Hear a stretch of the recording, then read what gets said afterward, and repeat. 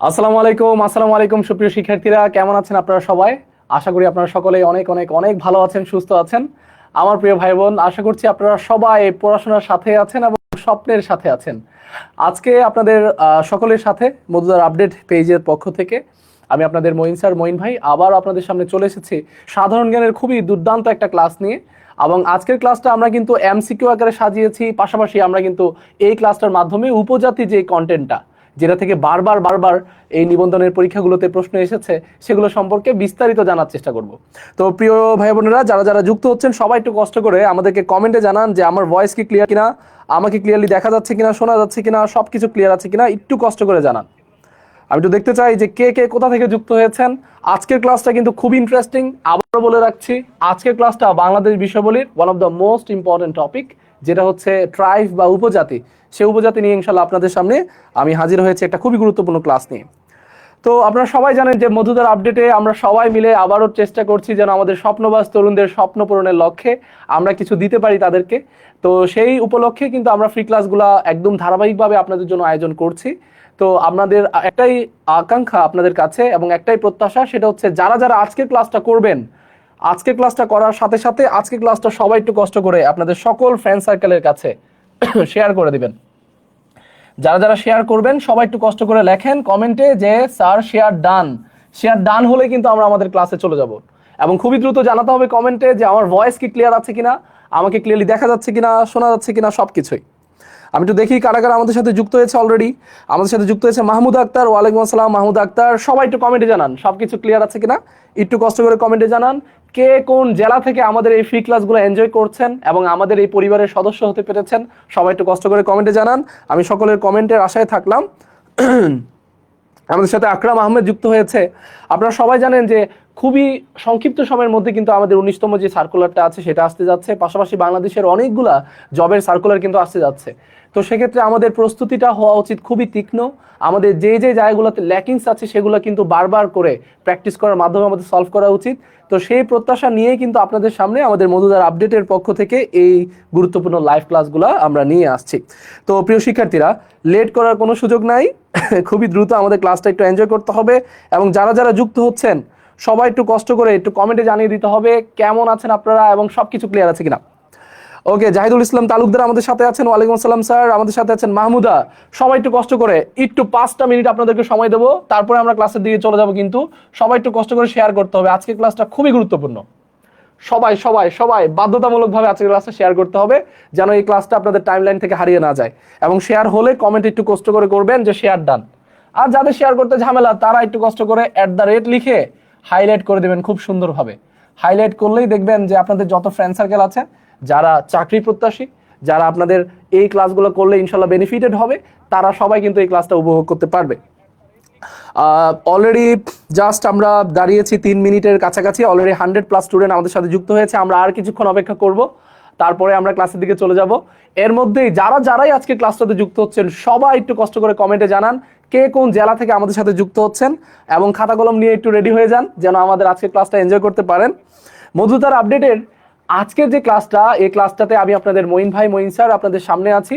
Moin GK এবং GK backbone বইয়ের লেখক এবং বিভিন্ন একটা বিশাল সময় ধরে কিন্তু সাধারণ জ্ঞান পড়াচ্ছি স্টুডেন্টদেরকে। তো সেই অভিজ্ঞতাকে কাজে লাগিয়ে আজকে আপনাদের জন্য খুবই গুরুত্বপূর্ণ কিছু এমসিকিউ নিয়ে এসেছি, যেগুলা সাজেশনগুলা সলভ করার মাধ্যমে আমরা একটা পুরো টপিকটাকে ইনশাল্লাহ বাজিমাত করতে পারবো। তো প্রিয় শিক্ষার্থীরা, সবাই একটু কষ্ট করে আমাদের সাথে একটু যুক্ত হন এবং খুবই দ্রুত একটু কমেন্টে জানান যে সবকিছু ক্লিয়ার কিনা। রনি আছেন স্যার, শেরপুর থেকে আছি। রনি স্যারকে অনেক ধন্যবাদ জানাই। আবরার আলিফ স্যার আছেন আমাদের সাথে। মাহমুদ আক্তার আছেন আমাদের সাথে। আছেন অ্যান্ড্রিলা চক্রবর্তী, হাইলাইট করেছেন, অনেক ধন্যবাদ আপনাকে। মাদিরুল ইসলাম নেত্রকোনা থেকে আছেন। সবাইকে একটু ওয়েলকাম করি, যেহেতু একদমই ফার্স্ট ক্লাস এই মধুদার আপডেট পেজে আমার। সবাইকে একটু ওয়েলকাম করে আমরা ক্লাসের দিকে যাই, কেমন? ওকে, আমাদের সাথে আছেন মাহমুদ আক্তার, আমাদের সাথে আছে দুর্গা আছেন রাজশাহী থেকে। মাশাআল্লাহ, সবাইকে অনেক অনেক স্বাগত জানাচ্ছি আমাদের আজকের ক্লাসটাতে। আপনারা একটা কথা হয়তো বা জানেন যে প্রিপারেশনের ক্ষেত্রে বা চাকরির প্রস্তুতির ক্ষেত্রে সবচেয়ে গুরুত্বপূর্ণ ফ্যাক্ট হচ্ছে হার না মেনে লেগে থাকা। এবং এই লেগে থাকার টেন্ডেন্সি যাদের কাছে আছে তারা একটা না একটা সময় গিয়ে তাদের স্বপ্নের জায়গাটাতে পৌঁছে যায়।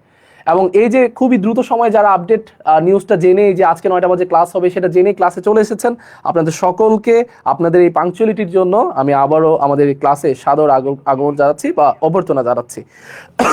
7 জনকে শেয়ার ডান করেছেন। সালমা খাগড়াছড়ি থেকে আছেন, মাহফুজা ওকে, রবিন আছেন আমাদের সাথে, মৌলভীবাজার থেকে মিমি আছেন, নোয়াখালী থেকে শিমুল দাস আছেন, রাহুল স্যার হাইলাইট করেছেন। ভেরি গুড ভেরি গুড, আপনাদের সকলকে আমি একদম খুবই আন্তরিক ধন্যবাদ জানাচ্ছি। তো প্রিয় শিক্ষার্থীরা, আজকের যে ক্লাসটা আমরা শুরু করতে যাচ্ছি এটা মূলত হচ্ছে আমাদের আন্তর্জাতিক টপিকের না, বরং বাংলাদেশ টপিকের one of the most important topic. আপনারা দেখতে পাচ্ছেন এটা হচ্ছে উপজাতি।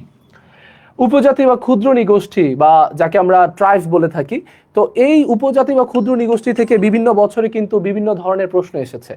আমি যদি আপনাদেরকে বিগত বছরের প্রশ্নগুলো অ্যানালাইজ করে তারপর আমি আপনাদেরকে ক্লাসের দিকে নিয়ে যাই, এর মধ্যেই আপনাদের যেটা করণীয় সেটা হচ্ছে প্রচন্ড পরিমাণে শেয়ার করে দিতে হবে আজকের ক্লাসটা। তো দেখেন একটু বিগত বছরের কোশ্চেন একটু সামারি করি।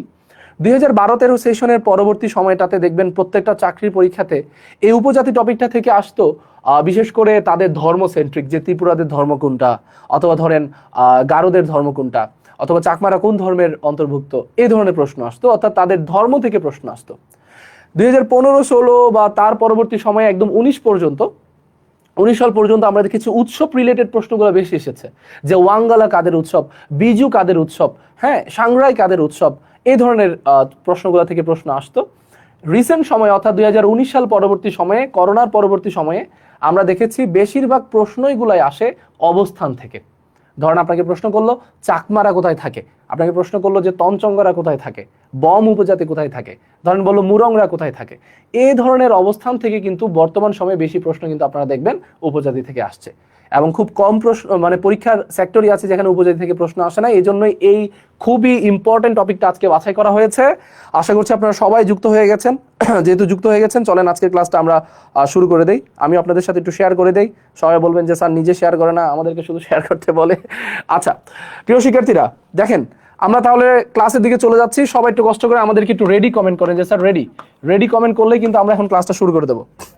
ওকে, আমাদের সাথে যুক্ত আছেন মাগুরা থেকে রিয়াজ, কক্সবাজার থেকে অহিনিশে আছেন, রাজবাড়ী থেকে আছেন জানিয়াইরে আছে আমাদের সাথে দুখু, সিলেট থেকে তরিকুল ইসলাম আছেন, চাঁপাইনবাবগঞ্জ থেকে মাশাআল্লাহ, রাজশাহী থেকে আছেন ফরিদা ইসলাম, টাঙ্গাইল থেকে শারমিন আছেন, অনেক অনেক ধন্যবাদ, রাফসান আছেন, আসি বলেছেন, অনেক ধন্যবাদ। ওকে ওকে ওকে, সামিয়া বলেছেন স্যারের ক্লাসগুলো অনেক ইম্পর্টেন্ট, আপনাকে অনেক ধন্যবাদ। চলেন ক্লাসের দিকে শুরু করি। আমরা একটু রেডি কমেন্ট করলে আমরা এখন শুরু করে দেবো। খাতা কলম নিয়ে রেডি হয়ে যান। এবারে আমরা আমাদের ক্লাসের দিকে চলে যাচ্ছি। দেখেন প্রিয় শিক্ষার্থীরা, আমরা যেটা নিয়ে বলছিলাম, আমাদের আজকের ক্লাসের প্রথম একদম খুবই বেসিক একটা কোশ্চেন দিয়ে আমরা শুরু করছি, যে বাংলাদেশের ক্ষুদ্র নিগোষ্ঠীর বা উপজাতির বর্তমানে সংখ্যা কতটি। এটা দেখেন রেলপথ মন্ত্রণালয়ের উপসহকারী প্রকৌশলী 2017 সালের প্রশ্ন। যদিও 2017 সালে এটার মানটা অন্যরকম ছিল, আমরা বর্তমান সময়ে কত সেটাই সবাই আনসার করব। আনসার কি হবে? এটা কি 30টি? বর্তমানে উপজাতি কি 35টি আছে, 48টি আছে, নাকি 50টি? সবাই একটু কষ্ট করে কমেন্টে জানান। ওকে, সামিয়া বলেছে স্যারের ক্লাস নিয়মিত করি, অনেক ধন্যবাদ। ওয়ালাইকুম আসসালাম। বুশরা রেডি বলেছেন, হাসান স্যার আছেন আমাদের সাথে, তালুকদার স্যার, রাফসান স্যার আছেন, মাশাআল্লাহ মাশাআল্লাহ, ভেরি গুড। সবাই একটু কমেন্ট করবেন, রেডি করেছেন, সাবাস। এটা একটু আনসার করেন নাম্বার 1, এবং কমেন্টে আনসার করলে অবশ্যই কত নম্বর প্রশ্ন আনসার করছেন সেটা একটু বলে দেবেন। যেমন আপনি নাম্বার 1 কমেন্ট করলে নাম্বার 1 ABCD যে কোনো কিছু।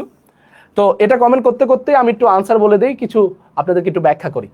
তো দেখেন ক্ষুদ্র নিগোষ্ঠী বা যাদেরকে আমরা ট্রাইব বলছি, এই ট্রাইবাল যে গোষ্ঠীটা আছে তাদেরকে মূলত জাতিসংঘ বা ইউনাইটেড নেশনস, এই জাতিসংঘ কিন্তু ট্রাইব নামে ডাকে না, তারা কিন্তু একটা ভিন্ন নামে ডাকে, যেটার নাম হচ্ছে আমরা তাদেরকে ডাকতে পারি এথনিক মাইনরিটি হিসেবে।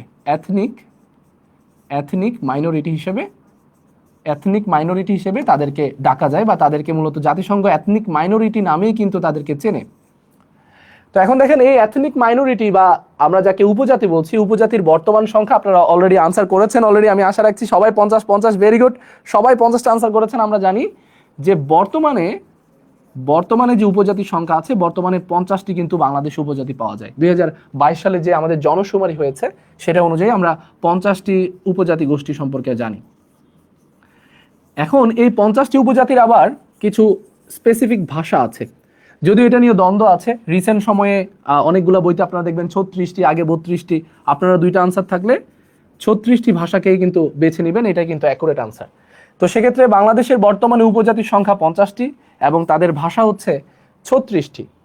আমরা সংখ্যা তত্ত্বে উপজাতি রিলেটেড যতগুলো টপিক একটা এমসিকিউর মাধ্যমে সলভ করার চেষ্টা করব।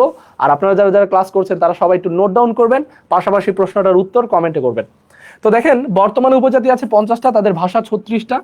তাদের যে দিবস, অর্থাৎ আমরা যেটাকে বলি আদিবাসী দিবস অথবা উপজাতি দিবস যেটাকে বলি, বিশ্ব আদিবাসী দিবস, সেটা কিন্তু 9 আগস্ট। 9 আগস্ট কিন্তু বিশ্ব আদিবাসী দিবস। এই 9 আগস্ট কিন্তু পৃথিবীর ইতিহাসে আরো একটা দিবস আছে।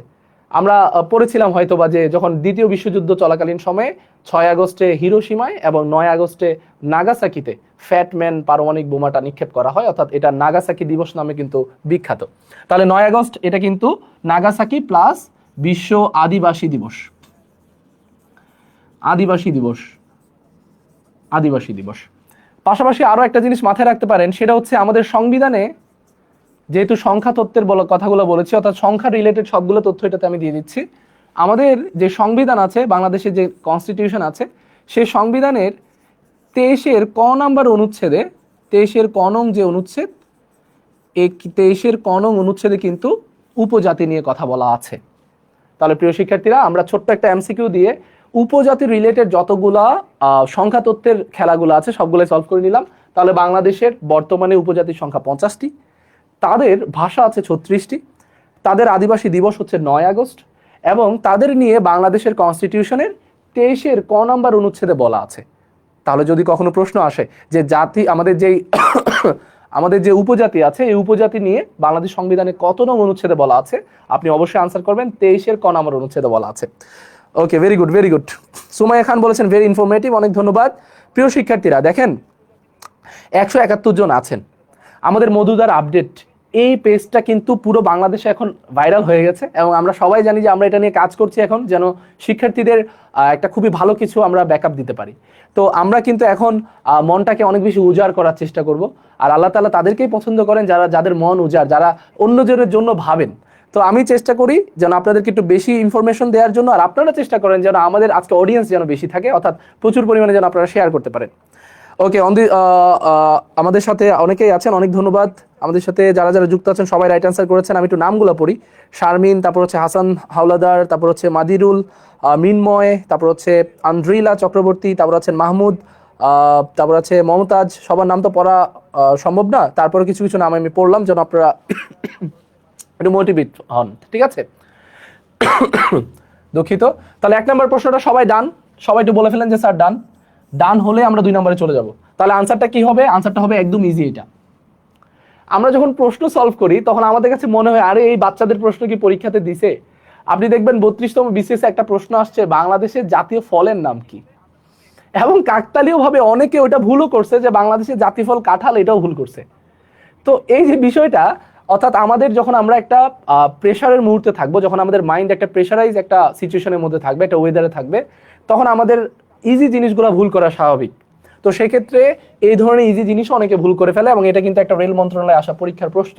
তো সেক্ষেত্রে এগুলো একটু ইজি জিনিসগুলো ভালো করে পড়বেন। ওকে, সবাই ডান done done, very good. Tanvir sir বলেছেন ভাই আপনার নাম কি? আমার নাম হচ্ছে, আমার নামটা যদিও আগে বলা উচিত ছিল, বলেছিও, ঠিক আছে, তারপর আমি আরেকটু করে বলে রাখি। আমি হচ্ছে আপনাদের মঈন স্যার, মঈন ভাই, ঠিক আছে? আপনারা যেই নামেই সম্বোধন করেন সেটাই লিগাল, কোনো ইস্যু না। এবং আমি অনেকদিন ধরে এই সাধারণ জ্ঞানের সাথে কানেক্টেড আছি, সাধারণ জ্ঞান শিখছি এবং শিখাচ্ছি, ঠিক আছে? নিজেকে অনেক বড় জাহির করাটা খুবই ভুল। আমি সাধারণ জ্ঞান শিখছি, এখনো অনেক কিছু শিখছি, এবং আপনাদেরকে কিছু কিছু যতটুকু জানি ততটুকু জানানোর চেষ্টা করছি। আচ্ছা প্রিয় শিক্ষার্থীরা, চলেন এবার 2 নম্বর প্রশ্নটাতে চলে যাই। খুবই ইন্টারেস্টিং আরো একটা প্রশ্ন, মাতৃতান্ত্রিক পরিবার ব্যবস্থার উদাহরণ কোনটা? আচ্ছা এটা দেখেন, এটা কিন্তু আমাদের যেই বেজা আছে, বেজার উপসহকারী প্রকৌশল 24, বিপিএসসির সিনিয়র স্টাফ নার্সে 2023-24 সেশনে আসছে। একই ধরনের প্রশ্ন কিন্তু আপনাদের এনটিআরসি 10 থেকে 20তম গ্রেড, ইভেন বিসিএস, এই ধরনের প্রশ্ন কিন্তু রিপিটেড হয়। ইভেন ভার্সিটি এডমিশনের ক্ষেত্রেও এটা সেম। তো আপনারা একটু খেয়াল করে দেখেন, মাতৃতান্ত্রিক বা মাতৃসূত্রীয় পারিবারিক ব্যবস্থা কোন কোন জায়গাতে আছে। তো সেটা নিয়ে একটু বলে রাখি। বাংলাদেশে পরিবারতন্ত্র, হ্যাঁ, বা পরিবার কাঠামো, এই পরিবার কাঠামোটা আমরা দেখেছি যে এই পরিবার কাঠামোটা আছে 2 ধরনের, উপজাতিদের মধ্যে। আপনারা কিন্তু আনসার করতে থাকেন, হ্যাঁ, এটা যেটা হবে সেটা একটু আনসার করতে থাকেন। তো পরিবার যে কাঠামো আছে, এই পরিবার কাঠামো দুই ধরনের, একটা হচ্ছে পিতৃতান্ত্রিক, পিতৃতান্ত্রিক, আর আরেকটা আমরা জানি যেটা হচ্ছে মাতৃতান্ত্রিক, মাতৃতান্ত্রিক। পিতৃতান্ত্রিক বেশিরভাগ 48টি উপজাতি সবগুলো কিন্তু পিতৃতান্ত্রিক, আর 2টা উপজাতি এমন আছে যেগুলো মাতৃতান্ত্রিক, অর্থাৎ সেখানে মায়েরাই হচ্ছে সম্পত্তির উত্তরাধিকারী হয় এবং ছেলেরা বিয়ে করে মেয়ের বাসায় চলে যায়। তো এই যে মাতৃতান্ত্রিক, এই মাতৃতান্ত্রিক উপজাতি 2টা আছে, একটা নাম হচ্ছে গারো আর আরেকটা হচ্ছে খাসিয়া। গারো এবং খাসিয়া, আপনারা শর্ট এইভাবে মাথায় রাখতে পারেন যে গারোরা দেখতে খাসা, গারোরা দেখতে আসলে সুন্দর, তো সেক্ষেত্রে গারোরা দেখতে খাসা, অর্থাৎ মাতৃতান্ত্রিক উপজাতি 2টা, একটা হচ্ছে গারো আর একটা হচ্ছে Khasia. Very good, very good, মাশাআল্লাহ। অলরেডি তানহা রাইট আনসার করেছে, ওকে। শারমিন রাইট আনসার করেছে, ওকে। জুলেখা রাইট আনসার করেছে, রাইট আনসার করেছে Farida. Very good, very good, সবাই আনসার করতেছে 1 নাম্বার। দেখছেন আপনারা পারেন না কে বলছে। আসলে আজকের প্রথম লাইভ ক্লাস, যেহেতু আমরা খুব কঠিন জিনিস নিয়ে আসি নাই, ইজি জিনিসগুলো দিয়ে আপনাদেরকে আগে আমরা একটু মাইন্ড ডেভেলপমেন্ট করার চেষ্টা করছি, এবং আমরা জানাতে চাচ্ছি যে আপনারা পারেন, আপনারা চাইলে পারবেন, এবং আস্তে আস্তে আপনারা একটু বিল্ড আপ করেন।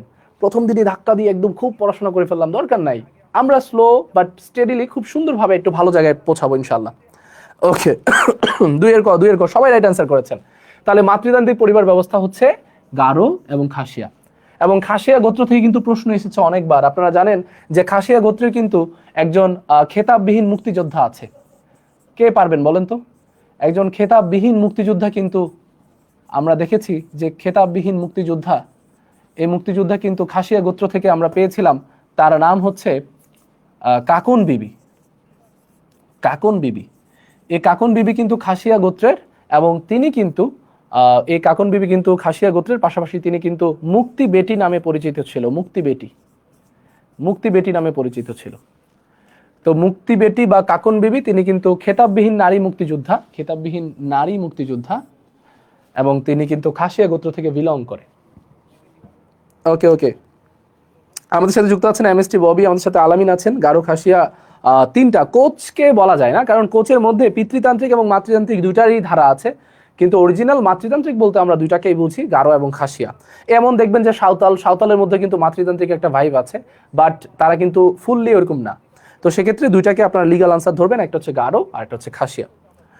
ওকে, ভেরি গুড, ভেরি গুড, মাশাআল্লাহ, সবাই রাইট আনসার। কাকন বিবি, মাহমুদ আক্তার, ভেরি গুড। ওকে, আমাদের সাথে জুলেখা আছেন, আমাদের অন্য প্ল্যাটফর্মগুলোতে ক্লাস করেন, আমার ক্লাস, অনেক ধন্যবাদ। আচ্ছা, জাহিদুল বলেছেন কাকন বিবি, শারমিন, আপনারা মাশাআল্লাহ, আপনারা সবাই খুব সুন্দর আনসার করেছেন। তাহলে চলেন এবার 2 নাম্বার ডান বলেন। 2 ডান, 2 ডান হলে এটা শেষ। সবাই একটু কমেন্ট করেন 2 ডান। ছোট ছোট বিষয় দিয়ে আমরা আস্তে আস্তে বড় সবগুলো জিনিস ইনশাআল্লাহ জানবো, কেমন? ওকে, 2 ডান, 2 ডান, মাশাআল্লাহ, 2 ডান। তাহলে চলেন 3 নম্বরে চলে যাই। 3 নম্বর প্রশ্নটা একটু খেয়াল করেন প্রিয় স্যারেরা। 3 নম্বর প্রশ্নটা কি বলেছে? বলেছে বাংলাদেশের দ্বিতীয় বৃহত্তর, এটা দ্বিতীয় বৃহত্তম হবে যদিও, আমরা যদি বলি উপজাতি গোষ্ঠী কোনটা? এটা কি সাঁওতাল, এটা কি চাকমা, মারমা, নাকি রাখাইন? একটু আনসার করতে থাকেন। আমি বলে দেই, বাংলাদেশের সবচেয়ে বৃহত্তম উপজাতীয় গোষ্ঠী, এই উপজাতীয় গোষ্ঠীর নাম হচ্ছে চাকমা। বাংলাদেশের সবচেয়ে বৃহত্তম উপজাতীয় গোষ্ঠীর নাম কি? চাকমা। চাকমারা সবচেয়ে বড়, এবং এটার পরে আমরা দেখব যে দ্বিতীয় অবস্থানে আছে মারমা। মারমারা হচ্ছে দ্বিতীয়তে। 3 নম্বরে আমরা দেখব তৃতীয় অবস্থানে কে আছে? তৃতীয় নম্বরে আছে ত্রিপুরা। 4 নম্বরে কে আছে? চতুর্থ অবস্থানে আছে সাঁওতাল।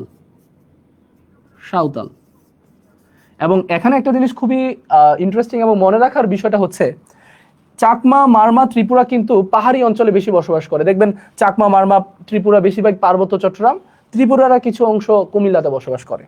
কিন্তু সাঁওতালরা কিন্তু সমতলে, আমরা যেমন বাঙালিরা সমতলে বসবাস করি, সমতলে সবচেয়ে বেশি বসবাস করে কিন্তু এই সাঁওতালরা। যে কারণে আমরা এখানে একটু লিখে রাখবো, সেটা হচ্ছে সমতলে বৃহত্তম হচ্ছে সাঁওতাল।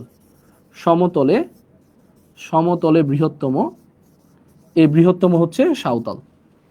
আর পঞ্চম বৃহত্তম, তাদের নাম হচ্ছে ওরাও।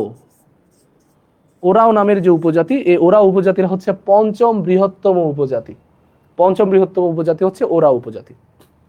এখন আপনার প্রশ্ন আসতে পারে এভাবে যে সবচেয়ে বড়গুলা তো জানলাম, যদি প্রশ্ন আসে যে বাংলাদেশের 50টা উপজাতির মধ্যে সবচেয়ে ক্ষুদ্রতম উপজাতি কোনটা, দেখেন এটা আমি লিখে দিচ্ছি, বাংলাদেশের সবচেয়ে ক্ষুদ্রতম উপজাতির নাম হচ্ছে ভিল। ক্ষুদ্রতম উপজাতি, এই উপজাতির নাম হচ্ছে ভিল, ভিল উপজাতি। ওরা মাত্র 97 জনের মতো নাকি কাছাকাছি বেঁচে আছে, মানে 100 কম মানুষ বেঁচে আছে তারা। ওকে, ভেরি গুড ভেরি গুড। সমতলে বৃহত্তম সাঁওতাল, এমএসটি ববি ত্রিপুরা, মার্শাল্লাহ। ওকে, সবচেয়ে ছোট কারা? ওকে, আন্দ্রেইলা সবচেয়ে ছোট হচ্ছে ভিল উপজাতি। 2022 সালের যে জনশুমারি আছে সেই জনশুমারি অনুযায়ী সবচেয়ে ছোট হচ্ছে ভিল। তাহলে সবাই একটু বলেন এতটুকু পর্যন্ত ডান কিনা, 3 ডান কিনা বলেন। আমরা কি লিখতে পেরেছি নাকি একটু বেশি ফাস্ট হয়ে যাচ্ছে? আপনারা সবকিছু জানাবেন, আপনারা যেমন চান ওইভাবেই কিন্তু আমরা কন্টিনিউ করবো ইনশাল্লাহ। Very good very good. আমাদের সাথে পায়েল পান্ডে আছেন, বিগ ফ্যান স্যার, অনেক ধন্যবাদ। আচ্ছা, অনেক ধন্যবাদ অনেক ধন্যবাদ। তাহলে আনসারটা কি হবে? বাংলাদেশের দ্বিতীয় বৃহত্তম, 1 নম্বরে যেহেতু এটা ফার্স্ট হচ্ছে চাকমা, 2 নম্বরে মারমা, তাহলে এটাই রাইট আনসার। ঠিক আছে, ভেরি গুড ভেরি গুড। ভিল ভিল ভিল, ওকে ওকে, অনেক ধন্যবাদ অনেক ধন্যবাদ। তাহলে প্রিয় শিক্ষার্থীরা সবাই একটু কষ্ট করে কমেন্টে ডান লেখেন যে আলহামদুলিল্লাহ 3 নাম্বার ডান। 3 নাম্বার ডান হইলে 3টা লাভ রিয়েক্ট পাঠান তো, আমি আপনাদেরকে দেখাই কিভাবে লাভ রিয়েক্টটা পাঠাবে। এই যে এখানে গিয়ে এই যে লাভ রিয়েক্ট 1টা 2টা 3টা করে লাভ রিয়েক্ট পাঠাবেন, অর্থাৎ যতগুলো আপনারা প্রশ্ন সলভ করতে পারবেন ততগুলাই করে কিন্তু লাভ রিয়েক্ট পাঠাইতে হবে আমাদেরকে আজকে। আজকে শুধু আমরা আপনাদের ভালোবাসা বা লাভগুলোকে আমরা গ্রহণ করব, ঠিক আছে? ওকে, তাহলে বাংলাদেশের এই অঞ্চলটা আশা করি আপনারা ক্লিয়ার। 3 নম্বর প্রশ্নটা আশা করছি একদমই ঝকঝকে ফকফকে ক্লিয়ার। এই তো লাভের বন্যা বসে যাচ্ছে, মাশাআল্লাহ, এটাই তো চাই।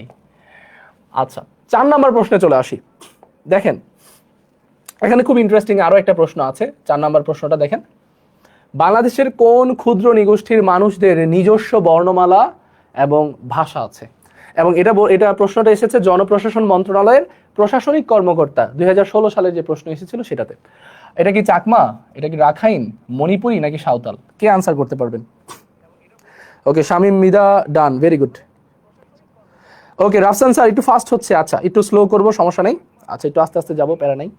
আপনাদের অনেককে দেখে মানে কি বলবো, উত্তেজিত হয়ে গেছে একটু, মানে বেশি করে ডাটা দিতে মন চাচ্ছে, বলি যে স্যারদেরকে একটু পড়াই, কিন্তু স্যাররা তো দেখি আরো বেশি ফাস্ট।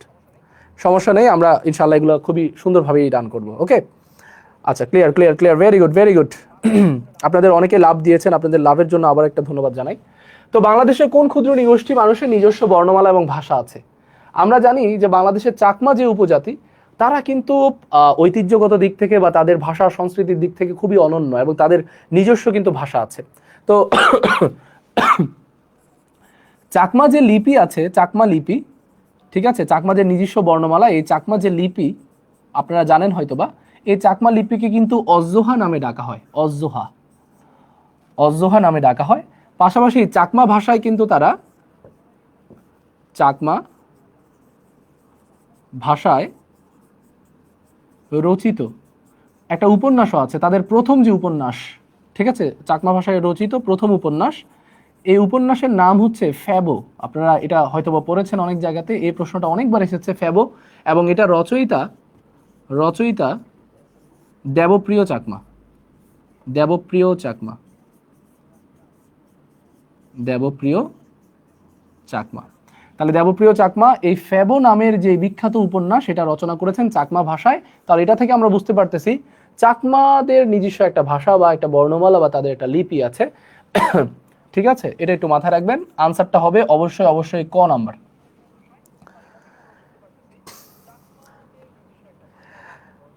ওকে, ভেরি গুড। তারপর শারমিন নাহার, তারপর হচ্ছে মাহমুদা, রনি, তারপর আমাদের সাথে আছেন শামীম স্যার আছেন আমাদের সাথে, রেজা আছেন আমাদের সাথে, রিয়াদ স্যার আছেন আমাদের সাথে, জানে আইরি স্যার আছেন আমাদের সাথে, সাদিয়া স্যার আছেন আমাদের সাথে। একজন কমেন্ট করেছে, স্যার মেয়েদেরকে স্যার ডাকেন কেন? আপনি জানেন যে বাংলাদেশের যারা মানে এ গ্রেডের জবগুলোতে আছে, বিশেষ করে যারা বিসিএস থেকে উত্তীর্ণ হয়ে বা সুপারিশপ্রাপ্ত হয়ে একটা ভালো পজিশনে গিয়েছে, সেখানে কিন্তু ম্যাডাম নামের কোনো শব্দ নাই। আপনি ইভেন আপনি ভাইভা বোর্ডে যখন যাবেন, ভাইভা বোর্ডে কিন্তু আপনি ম্যাডাম সম্বোধন করা যায় না, সেখানে সবাইকে স্যার সম্বোধন করতে হয়। তাহলে আমি আপনাদের সকলকেই স্যার সম্বোধন করছি, এখানে জেন্ডার ম্যাটার না, আমাদের ম্যাডামরাও স্যার, স্যাররাও স্যার, ঠিক আছে, সবাই আমাদের স্যার।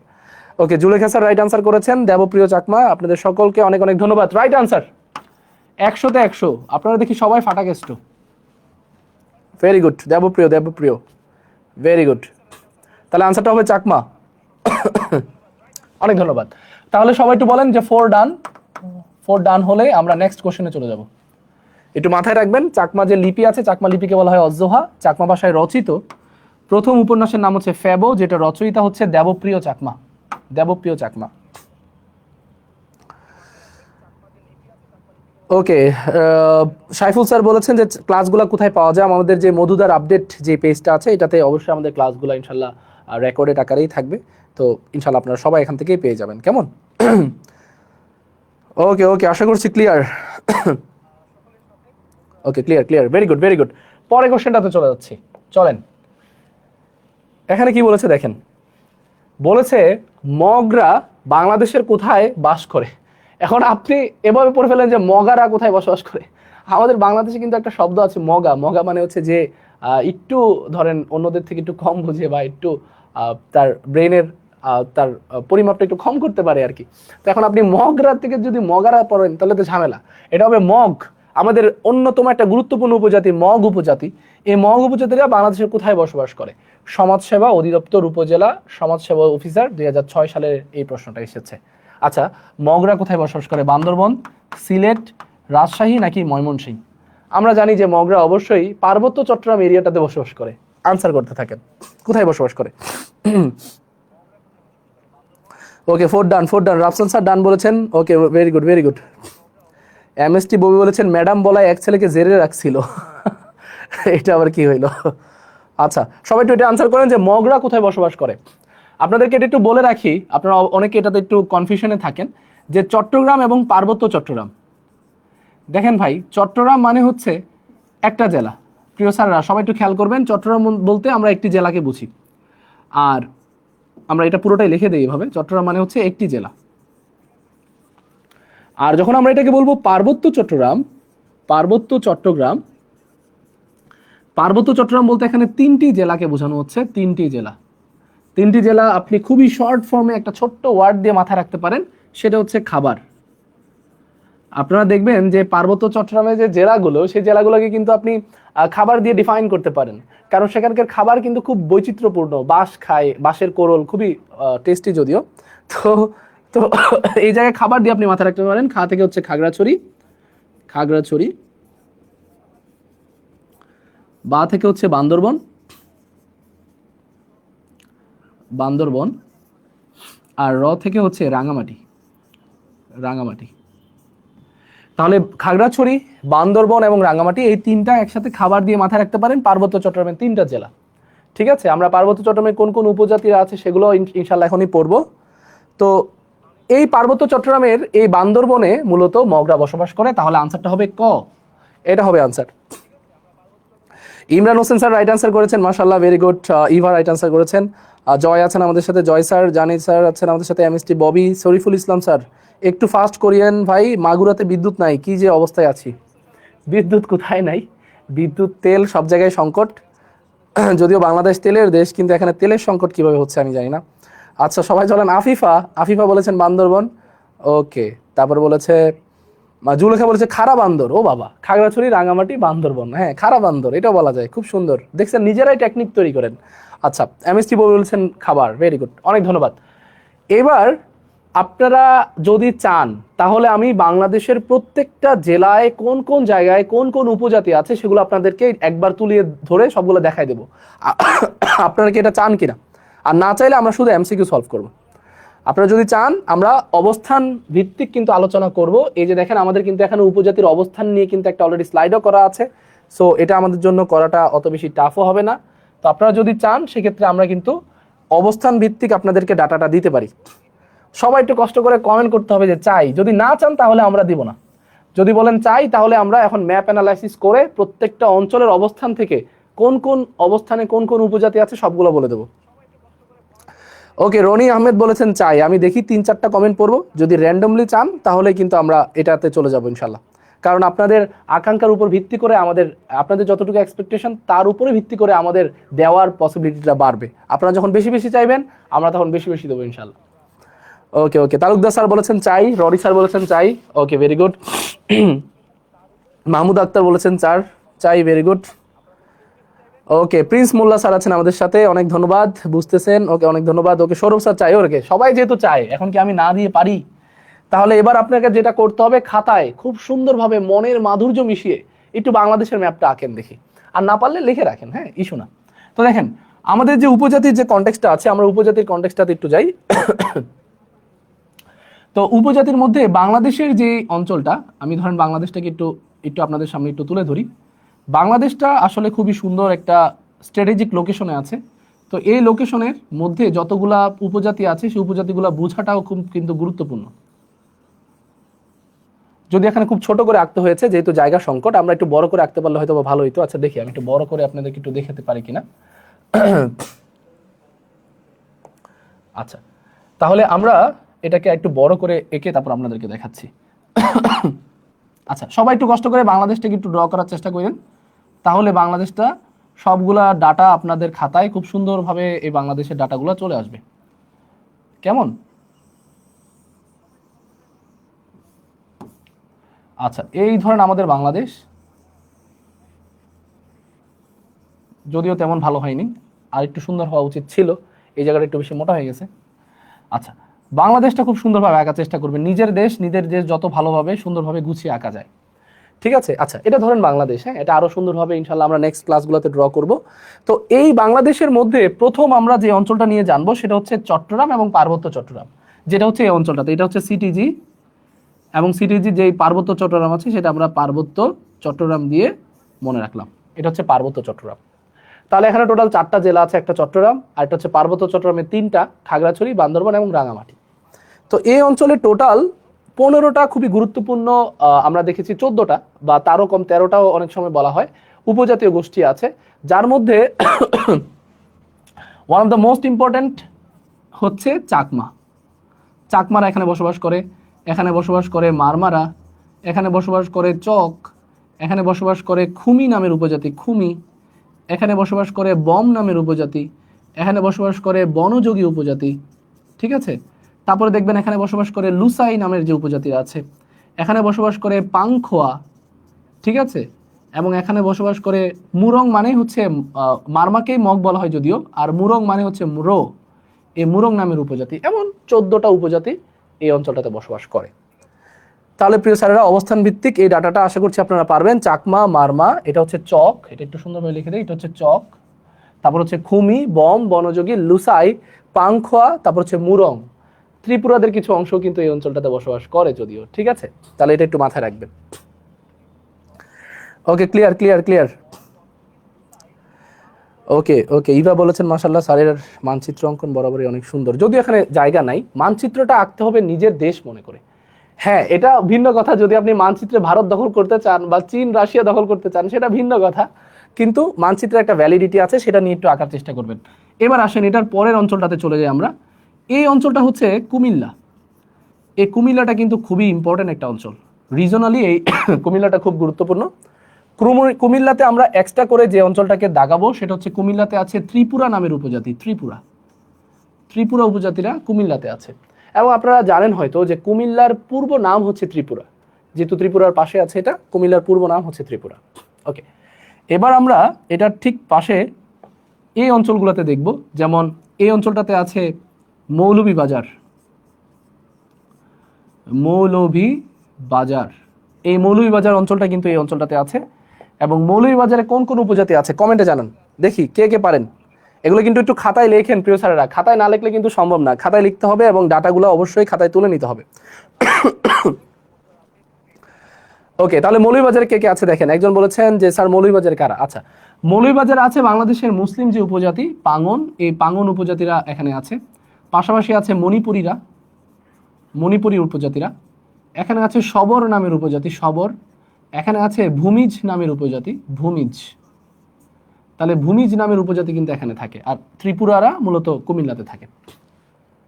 তাহলে আশা করছি বুঝতে পেরেছেন কারা কারা আছে। আমি আরেকবার রিভিশন দিয়ে দিচ্ছি, পাঙ্গন, মণিপুরী, সবর এবং ভূমিজ, এই উপজাতিরা কিন্তু এখানে থাকে। Very good.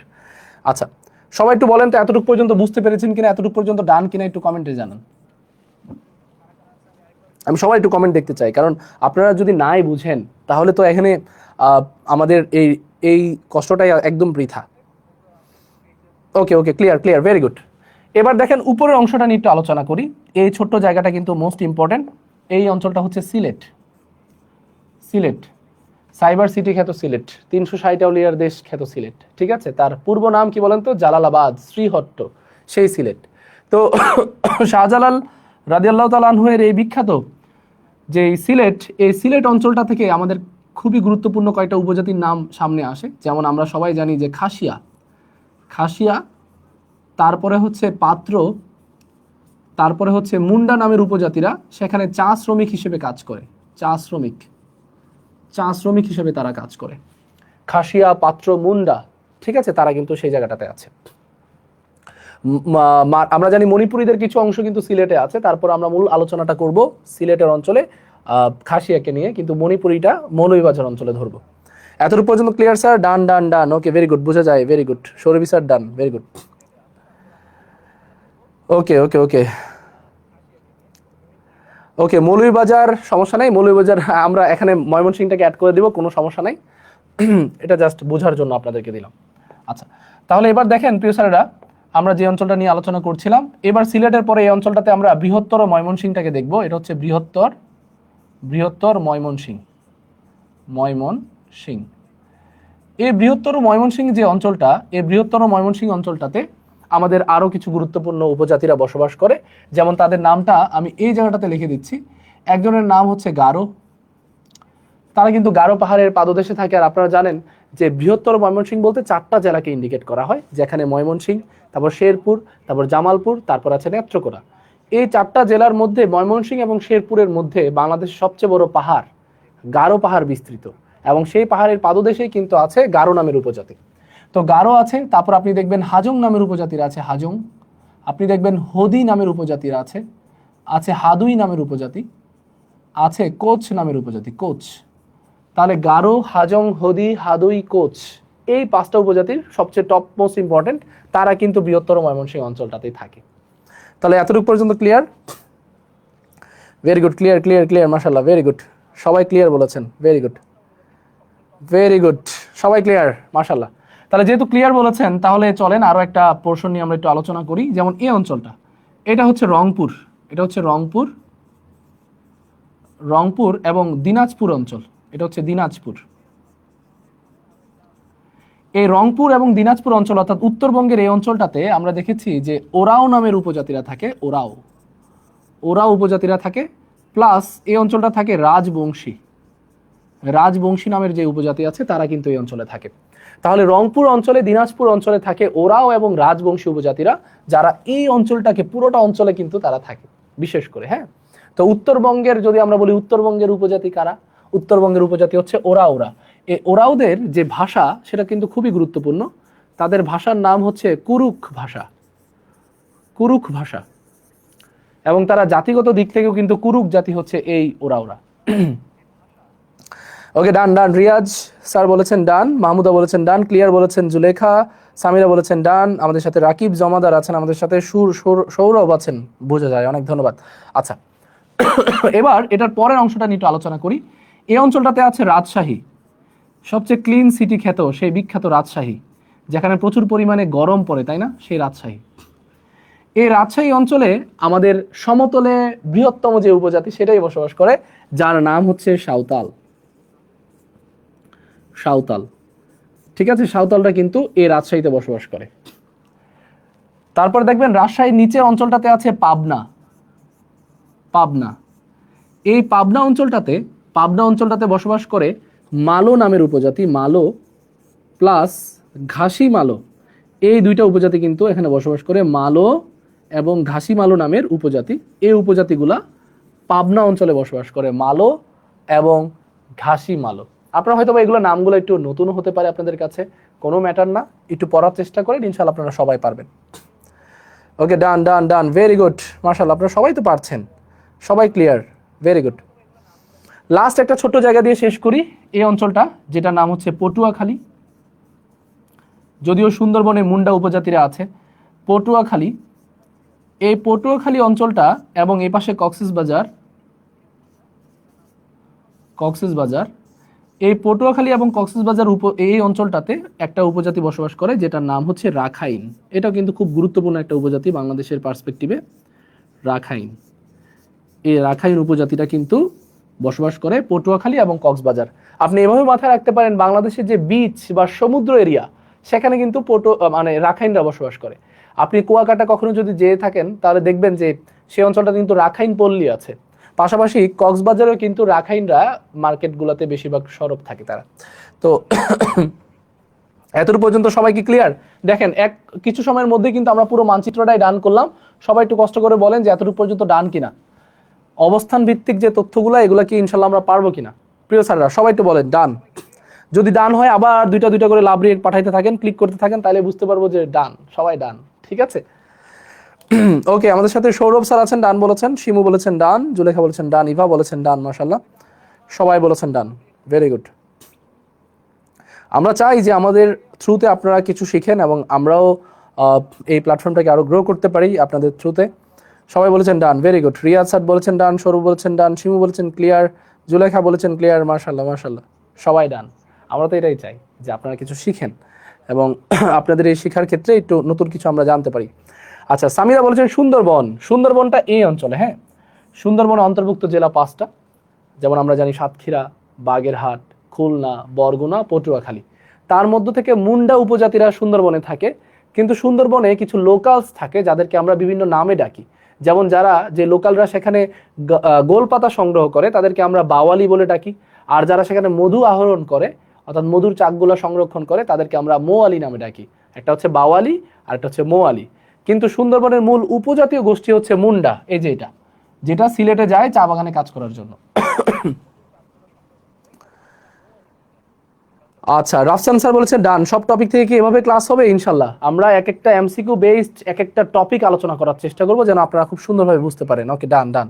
সেটার জন্য কি করতে হবে? ক্লাসগুলো শেয়ার করতে হবে এবং অবশ্যই আমাদের পেজটাকে একটু রিচ করতে হবে সকলের কাছে, যেন প্রত্যেকটাই এই স্টুডেন্টরা আমরা যারা এই পেজগুলোর সাথে কানেক্টেড আছে সবাই যেন বেনিফিটেড হয়। ওকে, চলেন এবার পরেরটাতে চলে যাচ্ছি। পরের প্রশ্নটা দেখেন প্রিয় স্যারেরা, সবাই একটু কষ্ট করে আনসার করেন। অধিকাংশ মণিপুরী জাতিগোষ্ঠী বা যেটাকে আমরা বলি নিগোষ্ঠী, ঠিক আছে, বাংলাদেশের কোন অঞ্চলে বসবাস করে? এটা জনপ্রশাসন মন্ত্রণালয়ের ব্যক্তিগত কর্মকর্তা 2015-তে এসেছে। আমরা জানি যে বাংলাদেশের মণিপুরীরা, এই মণিপুরীরা একটু আগে আমরা বলেছিলাম যে বাংলাদেশের এই অঞ্চলটাতে সিলেট এবং মৌলভীবাজার অঞ্চলে কিন্তু তারা বসবাস করে।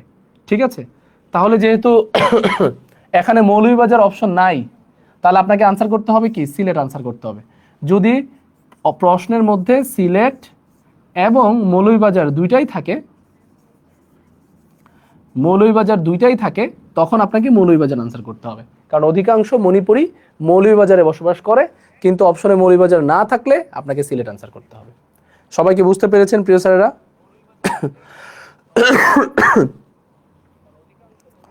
ওকে, done done done, very good day, very good. Okay okay, তাহলে রাঙামাটি হচ্ছে না, এখানে এটাতে হচ্ছে না, ময়মনসিংহ হচ্ছে না, নেত্রকোনা হচ্ছে না, আনসার হবে কি? সিলেট। সিলেটটাই রাইট আনসার হবে। সবাই একটু বলে ফেলেন যে 6 নাম্বার ডান। আমরা একটু আগে পড়েছি, আমরা ইনশাল্লাহ অবস্থানগুলো বুঝে গেছি, আমরা ইনশাল্লাহ পারবো। Okay, Shariful sir right, very good very good very good very good very good. Umme Habib বলেছেন 2, very good. Okay, Joy right answer করেছেন, অনেক ধন্যবাদ।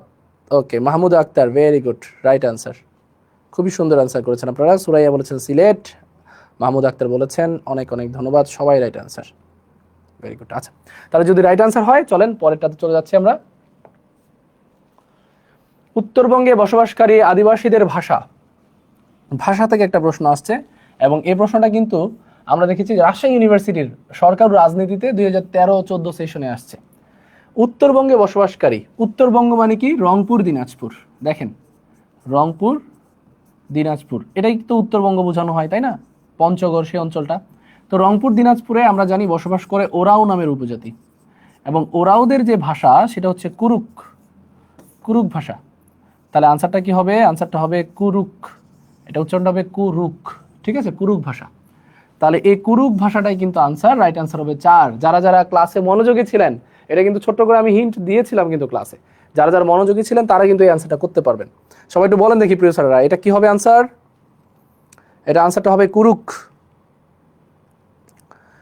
Very good, very good, very good. Kuruk Kuruk, Samia বলেছেন কুরুক, সামিরা বলেছেন কুরুক। কুরুক কুরুক করতেছেন আবার। আচ্ছা, রাফসান বলেছেন কত সময়ে ক্লাস হবে স্যার? আমাদের কিছু এমসিকিউ আছে, এমসিকিউগুলো শেষ হলেই ক্লাস শেষ। এমসিকিউগুলো নিতে যতক্ষণ সময় লাগে, আমরা কোনো ধরনের কিপটামি করে ক্লাস নেব না, যে ধরা বাঁধা কোনো ক্লাস না। যতক্ষণ আমাদের কন্টেন্ট চলবে আমাদের ক্লাস চলবে ইনশাল্লাহ। হ্যাঁ, কিন্তু হ্যাঁ অবশ্যই এটাকে মার্জিনালাইজড একটা ওয়েতে আমরা নেওয়ার চেষ্টা করব, যেন এটা খুবই একটা স্ট্রাকচার্ড ওয়েতে আপনারা ক্লাসগুলো পান ইনশাল্লাহ। Okay, Talukdar sir right answer, Joy right answer, Munni right answer, okay, Shahrul Islam right answer, very good, Zulekha right answer, অনেক অনেক ধন্যবাদ। সবাই যেহেতু কুরুক বলেছেন, আপনারা সবাই কুরুক, রাইট আনসার। পরেরটাতে চলে আসি।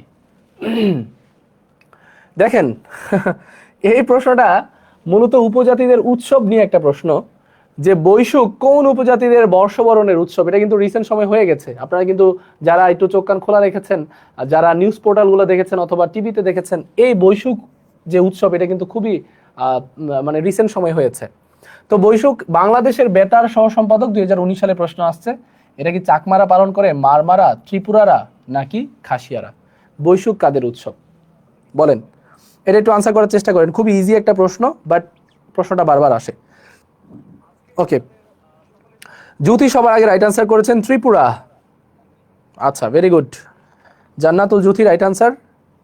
আমরা একটু বলে রাখি আপনার আনসার করতে করতে, বর্ষবরণ, বর্ষবরণের যে উৎসব, এই বর্ষবরণের যে উৎসব, এই বর্ষবরণের উৎসবটা আমরা এভাবে মাথায় রাখবো যে বৈশাবী।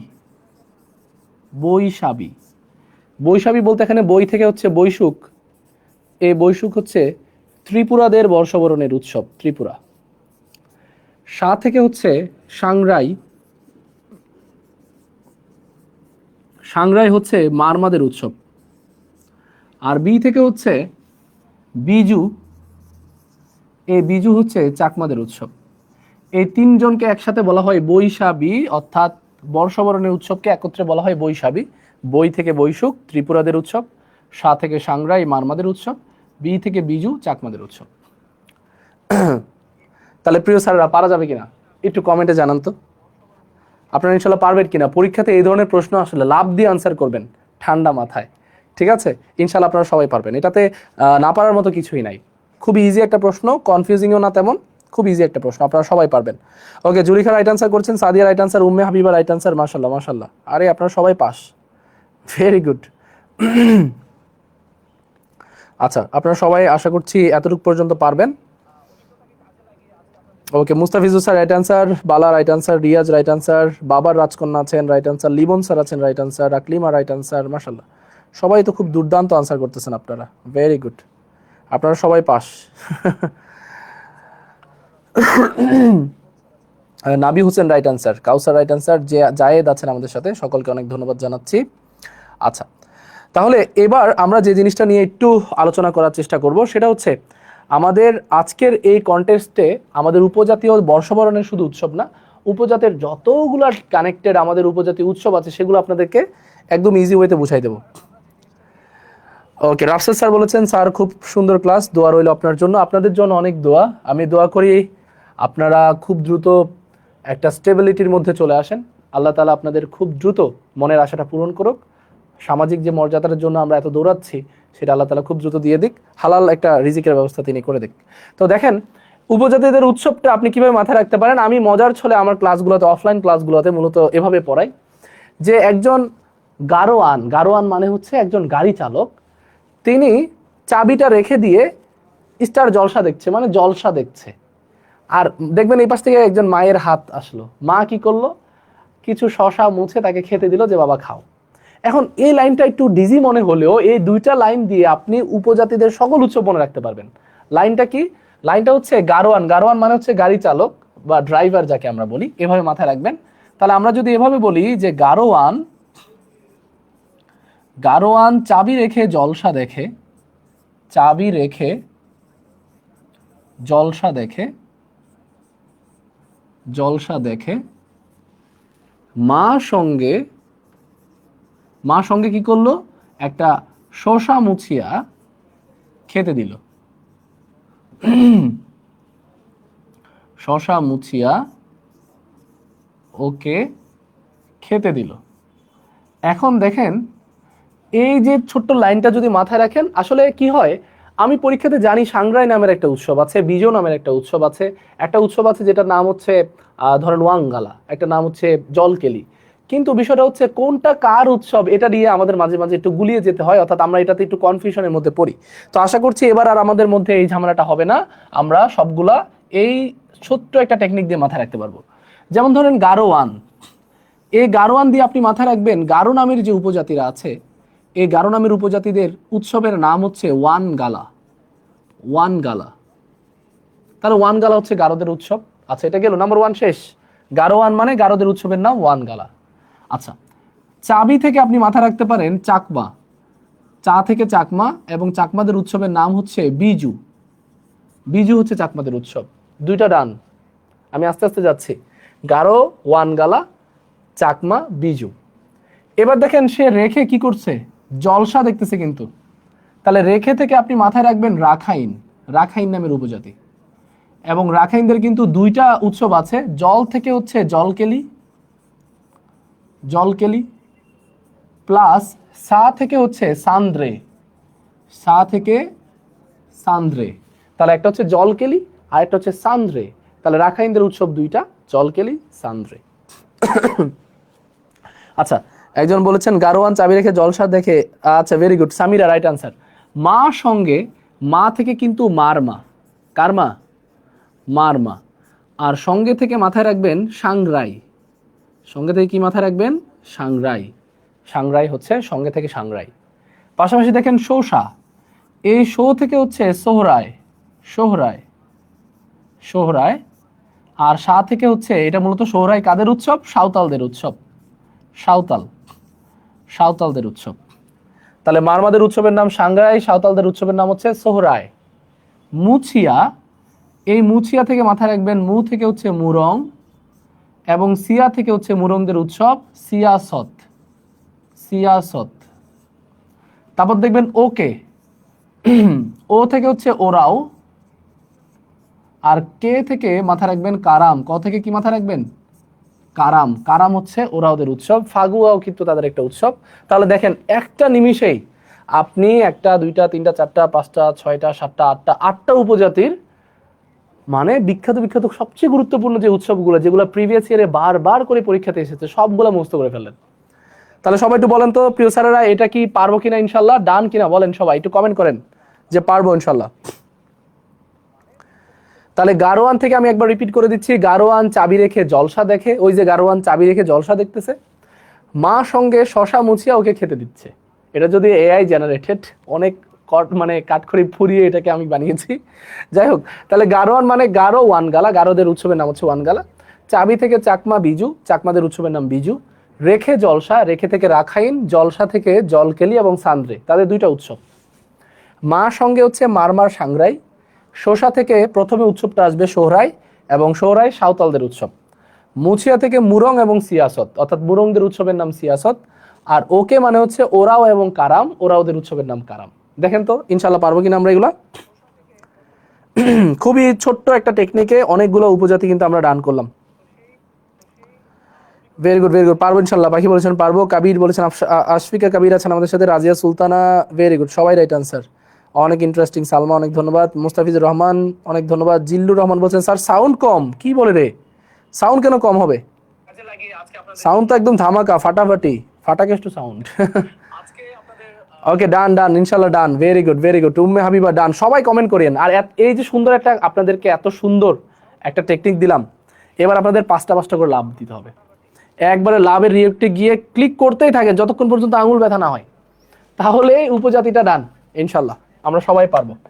পরে কোশ্চেনের দিকে চলে যাচ্ছি, আর দুই একটা প্রশ্ন আমরা সলভ করলে আজকে ক্লাসটা শেষ করব।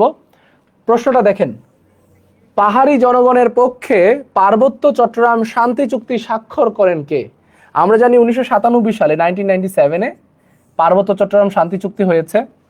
যদিও এটা শেখ হাসিনার আমলে হয়েছিল, তো এটা না আসার সম্ভাবনা বেশি, কারণ পূর্ববর্তী সরকারের যে পজিটিভ দিকগুলা, যেগুলোর মাধ্যমে সে সুনাম অর্জন করেছে, সেই জিনিসগুলা বর্তমান সরকারের অধীনে না আসাটাই বাংলাদেশের রীতিনীতি।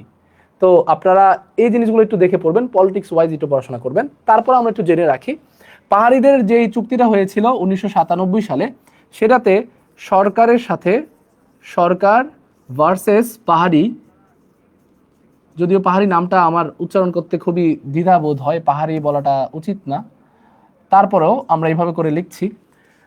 সরকার পক্ষে যারা আছে, সরকার পক্ষে স্বাক্ষর করেছিলেন যিনি, তার নাম হচ্ছেন আব্দুল হাসনাত আবদুল্লাহ।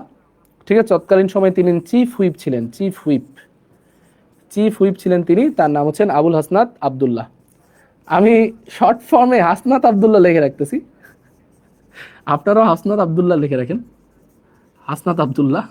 ঠিক আছে, আর পাহাড়িদের পক্ষে যিনি সাইন করেছিলেন তার নাম এটা, বেশি বড় ভাই এজন্য আমি লিখতেছি না, তার নাম হচ্ছে জ্যোতিরিন্দ্র বোধিপ্রিয় লার্মা। শর্ট ফর্মটা লিখে দিচ্ছি, তার নাম হচ্ছে সন্তু লার্মা। সন্তু লার্মা, এই সন্তু লার্মা কিন্তু শান্তি বাহিনীর বর্তমান চেয়ারম্যান, এবং তার বড় ভাই মানবেন্দ্র বোধিপ্রিয় লার্মা বা মানবেন্দ্র যে লার্মা ছিল, তিনি কিন্তু শান্তি বাহিনী প্রতিষ্ঠা করেছিল পার্বত্য চট্টগ্রামে। ওকে জাকারিয়া স্যার, ভেরি গুড। ওকে সাইদুর স্যার আছেন আমাদের সাথে, আছেন রাফসান আছেন আমাদের সাথে আছেন সাইমো আছেন আমাদের সাথে, ডান বলেছেন মাহমুদ আক্তার, ভেরি গুড, মাশাআল্লাহ, ভেরি গুড। সবাই পারতেছেন, কে বলতে পারবেন না আপনারা সবাই পারবেন ইনশাল্লাহ। হাসনাত আবদুল্লাহ দিয়ে মনে থাকে ভালো, হ্যাঁ, ভেরি গুড। ওকে ভেরি গুড। তাহলে 1997 সালে এটা এভাবে লিখতে পারেন যে 2রা ডিসেম্বর কিন্তু 1997 সালে এই চুক্তিটা স্বাক্ষরিত হয়, এবং এটার মাধ্যমেই জ্যোতিরিন্দ্র বোধিপ্রিয় লার্মা তিনি কিন্তু পাহাড়িদের পক্ষ থেকে সেই চুক্তিটা স্বাক্ষর করে অনেকে অস্ত্র দিয়েছিল, মানে অস্ত্র আত্মসমর্পণ করেছিল আর কি। তো এতটুকু আশা করছি ডান। সবাই বলেন যে 9 নাম্বারটা কি ডান কিনা, প্রিয় স্যারেরা সবাই তো বলেন ডান। 9-এর গ। শিবু বলেছেন গ, রাজিয়া বলেছেন গ, ভেরি গুড। সালমা বলেছেন আমাদের হাসনাত আবদুল্লাহ ভাই। এই হাসনাত আবদুল্লাহ কিন্তু ওই হাসনাত আবদুল্লাহ না, এটা 1997 সালের ঘটনা। ওকে ডান, ভেরি গুড। ওকে শিমু বলেছেন ডান। ওকে, যদি ডান হন চলেন আরেকটা প্রশ্ন আমরা একটু সলভ করি। বাংলাদেশের প্রথম উপজাতীয় কালচারাল একাডেমি প্রতিষ্ঠিত হয় কোথায়? বাংলাদেশের প্রথম উপজাতীয় কালচারাল একাডেমি, এটা বাংলাদেশ ব্যাংকের সহকারী পরিচালক অর্থাৎ এডিতে কিন্তু প্রশ্নটা এসেছে। ঠিক আছে, তাহলে বাংলাদেশের প্রথম উপজাতীয় কালচারাল একাডেমি কোথায় হয় আমি বলে দিচ্ছি। সেটা সময়কালটা ছিল 1977, এবং এটা স্থানটা হচ্ছে বিরিশিরি নেত্রকোনা।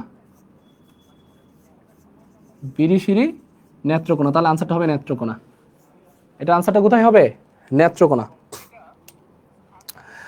ওকে, ফয়সাল আহমেদ সাব্বির বলেছেন ডান, ভেরি গুড। হ্যাঁ, মুস্তাফিজুর স্যার রাইট বলেছেন, আশফিকা বলেছেন ডান।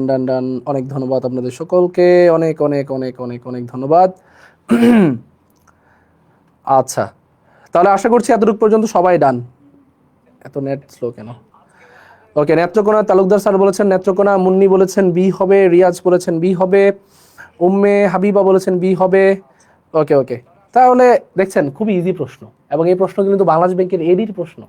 তাহলে মনে হলেও যে প্রশ্নগুলো আসলে সত্যিকার অর্থে কঠিন হয়, আমরা প্রিভিয়াসের কোশ্চেনগুলো সলভ করলে দেখবো যে আমাদের কনফিডেন্স বাড়বে, এবং আস্তে আস্তে আমাদের যে ল্যাকিংসগুলো আছে সেগুলো সলভ হয়ে যাবে। তো প্রিয় শিক্ষার্থীরা, আপনারা সবাই আশা করছি এতটুকু পর্যন্ত বুঝতে পেরেছেন। আপনারা সবাই ক্লাসটা কেমন লাগলো, প্রিয় ভাই বোনেরা সবাই একটু কষ্ট করে আমাদেরকে জানাবেন। এবং এই ধরনের প্রশ্ন যদি আমাদের পরীক্ষাতে আসে, এই যে আমরা মজুদার আপডেটের পক্ষ থেকে আমাদের যে লাইভ ক্লাসগুলো নিয়ে আসলাম, এই ধরনের প্রশ্ন যদি আমাদের ইন ফিউচার আমাদের পরীক্ষাগুলোতে আসে, আমরা কি ইনশাল্লাহ পারবো কিনা একটু কমেন্টে জানান যে আজকের ক্লাসটা আপনাদের কেমন লেগেছে। ক্লাসের পরে ক্লাসের রিভিউটা নিলে আমাদের আজকে রাতটা ভালো যাবে, যে আমরা আলহামদুলিল্লাহ কয়েকজনের হয়তোবা খুব সুন্দর একটা টপিক, যেটাতে ওনাদের ঝামেলা ছিল, অনেক ডিজি একটা টপিককে আমরা সলভ করতে পেরেছি, এটাই আমাদের প্রাপ্য। তো সবাই একটু কষ্ট করে জানাবেন, যারা ক্লাস করেছেন A to Z একবার হলেও দেখেছেন, সবাই একটু বলবেন যে কেমন লেগেছে আজকের ক্লাসটা।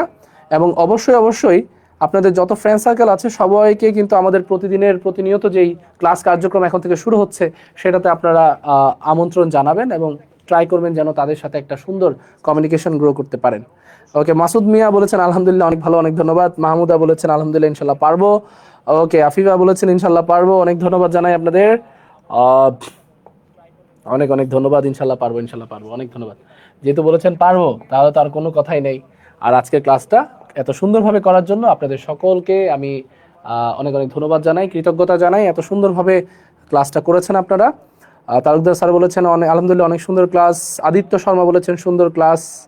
মুন্নি বলেছেন খুব ভালো। রাফসান বলেছেন পারবো। সৌরভ বলেছেন ক্লাসগুলো ভালো লেগেছে। রিয়াজ বলেছেন স্যার অনেক ভালো ক্লাস। অনেক ধন্যবাদ। আপনাদের এই আপনাদের ভালো লাগায় আমাদের বড় একটা প্রাপ্তি যে আমরা কিছু একটা হলে আপনাদের জন্য করতে পারতেছি। ঠিক আছে, তো প্রিয় শিক্ষার্থীরা, আপনাদের জন্য জাকারিয়া স্যার বলেছেন 100% গুড। রাফি বলেছেন সেরা। অনেক ধন্যবাদ।